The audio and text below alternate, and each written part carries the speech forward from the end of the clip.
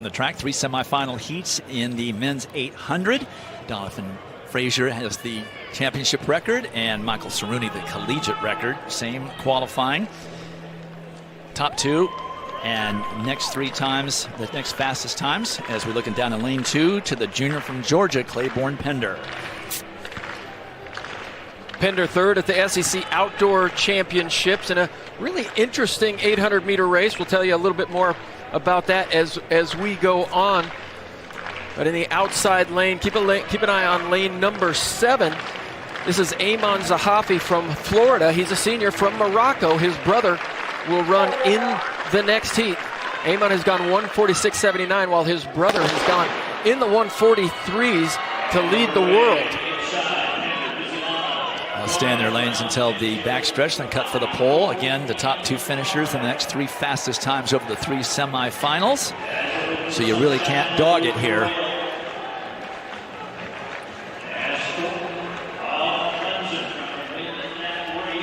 And Clemson's Iman Thornton taking up the lead. Took the diagonal line right to the 200-meter mark, running the least distance that he possibly could.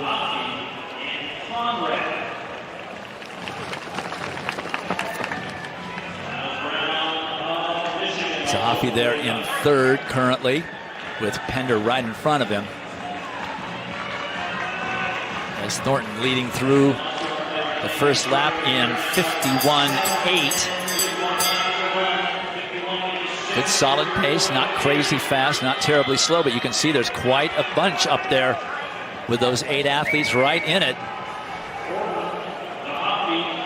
Well, we bunch up here with the third 200 meters of this race, the most difficult part of this race. You see Zahafi now just open up his stride just a little bit. You could tell he was running very reserved for that first 400 meters as he gets challenged on the outside from the Iowa State runner, Gomez. Jason Gomez now into the lead with Zahafi second. And Pender right there still looks like he's full of run. And for Texas, that is Yusuf Bizamana from Great Britain.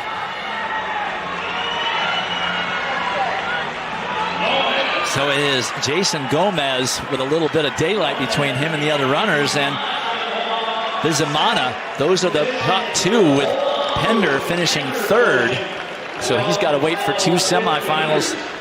Or I should say Gomez finishing third. He's got to wait for 2 semifinals to see if his time holds up. 1:47.02 for the winner, Gomez.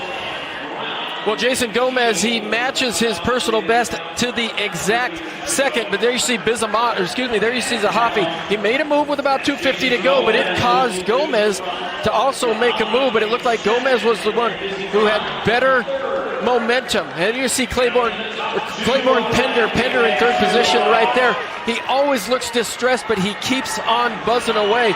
But it was Zahafi on the inside from Texas as well. Again, Dwight, somebody sneaking through on the inside of the lane, and you're saying that should never happen.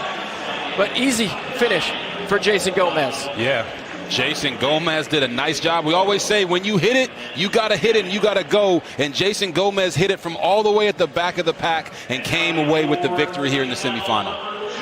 So it's Pender and Zahafi that are the ones that have to be concerned about what the times are in these next 2 semifinal heats.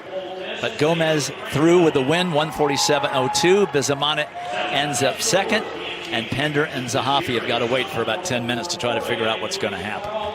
Well, we have the first day of the decathlon started today. Let's go over to Dan for the first event of that 10 event. Well, believe it or not, the NCAA record in the decathlon has been broken twice this year. Once by that man, Kyle Garland. There you see his teammate, Johannes Erm, the 2019 NCAA champion. And that young man, Aiden Owens de Lerma, he broke the NCAA record earlier in April. And they were all in the final heat of the decathlon 100 meters. Aiden Owens de Lerma from Arkansas, he gets a great start, ran in the 10:20s earlier this season. But here he would manage just over 10:40. Good start for him. And he would take an early lead in this decathlon. We had a little bit of a tragedy. Georgia senior Johannes Erm, the SEC champion just a couple of weeks ago, he finished 100 meters very, very slowly. He would move on, but then he would drop out after this. But after the first event, de Lerma 996 points. Kyle Garland, the U.S. runner-up in second place. And you can watch all the decathlon action on the ESPN app. Day 2 tomorrow.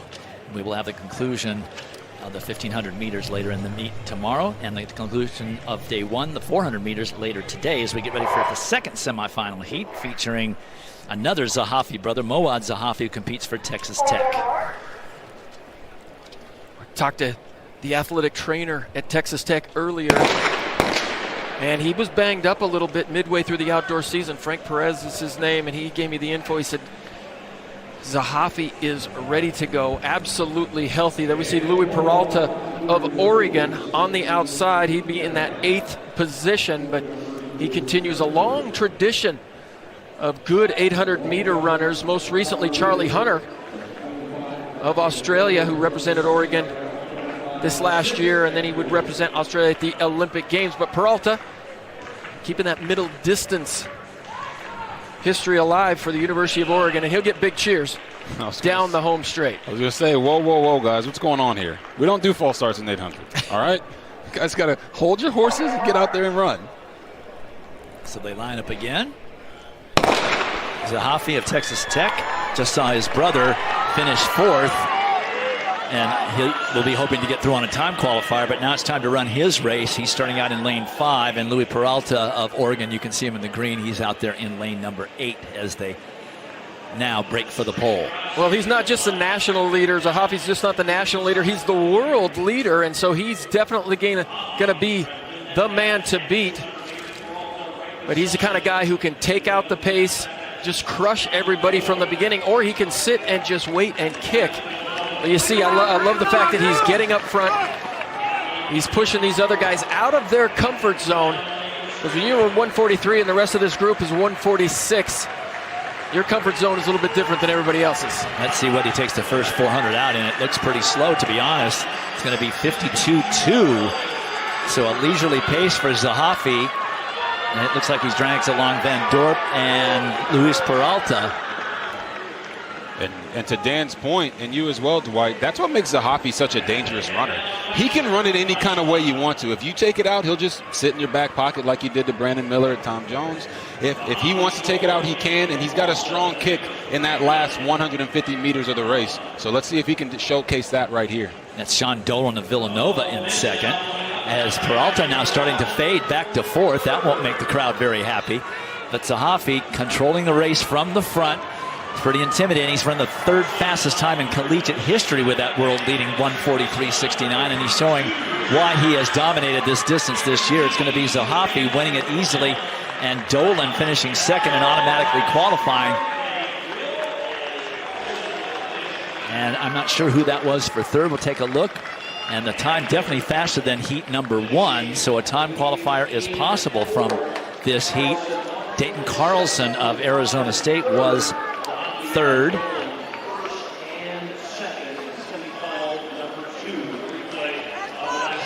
$146.66 for Zahafi off of 52.2 and made it look like nothing.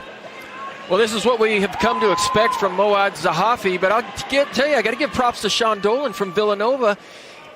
Ran a lot of miles this season. He was 6th in the indoor mile, and he drops down to the 800 meters. That really shows a lot about his range and his ability to run between 1,500 meters and 800 meters, but that man is going to be tough to beat. So Zahafi wins it easily at 146.66. Sean Dolan looking very strong in second, 146.96. And Dayton Carlson, Baylor Franklin have to wait and see what happens in this 3rd and final semifinal. The bubble time, 147.81. That is Baylor Franklin. He is the bubble.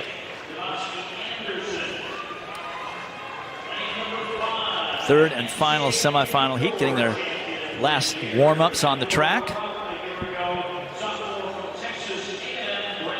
And this semifinal heat features SEC champion and NCAA indoor champion, sophomore Brandon Miller from Texas A&M.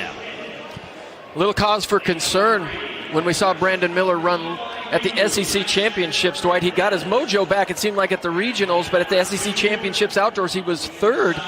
Navasky Anderson took that title, and like some others at Oxford, Mississippi, it looked like the heavy humidity and the heat was affecting Brandon Miller. He just wasn't his usual self, but you know he's going to step up to the line. He's going to run it the Texas A&M way, and that is to push the pace, lead it, make everybody hurt through the first 600 meters. There you see Navaski Anderson just to his outside, a real breakthrough race for him as he ran 1:45.89 to win that SEC outdoor title.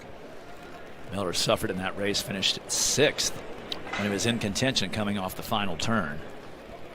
So it's Miller in 5, Navaski Anderson, the SEC champion, right outside of him in lane number 6.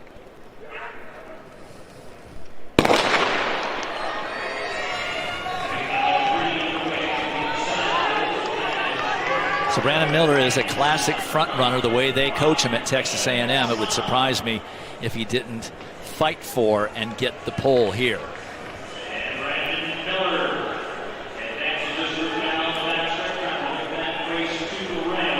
Indeed, it is Brandon Miller with the early lead. Navaski Anderson right there behind him, the SEC champion. And Abdullahi Hassan of Wisconsin there in the red with the W on front. Right there in the mix as well. Miller doesn't like to take it out too slow either. Look to see him take it out the fastest of the 3 semifinals.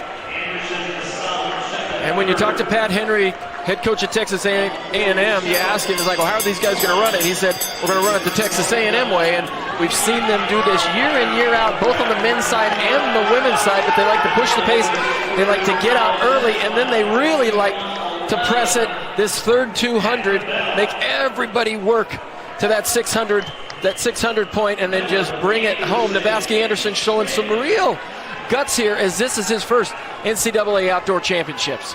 It's 51 and a little bit of change for Brandon Miller. That's the way he likes to run it. And for Lipscomb, that is Jonathan Schwinn that's right there hanging in there in 3rd with Navaski Anderson, the SEC champion, right there in the middle from Mississippi State. Miller looking to go wire to wire in this 3rd and final semifinal, unless Anderson decides he wants to make a point. It's Anderson and Miller shoulder to shoulder coming down 1 and 2. It is going to be Anderson with the actual victory, and Miller right there for 2nd. Lipscomb's Jonathan Schwinn, the senior, getting 3rd. Did he run fast enough to get under the bubble? We're waiting for the results to see. It looks like he's going to have done that. Yes, he did. At 1:46.40, he will advance on time. But it looks like we could have a replay of the SEC championship. There was the SEC titleist right there in a personal best. Looked awfully easy here in this 3rd semifinal.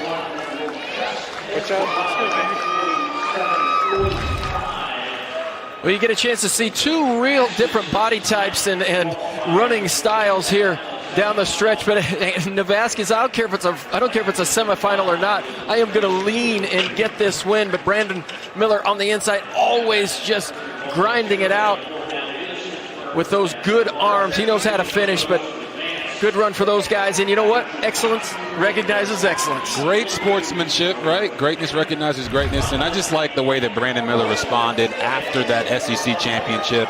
Coming back, being able to do well at regionals, and then here now he gets into the final. He's probably a little annoyed there at the end because he led the whole way and gave up the victory. But still, got into the final. Now he can do some damage. Well, there are the official times, and all of the time qualifiers came from that 3rd and final semifinal. That is really an example of what a huge advantage it is to be in the final race when you know what you got to run. It really worked well for those bottom 3 with a small Q right next to him. Navaski Anderson, Brandon Miller. It's going to be a hot one on Friday in the 800 meters.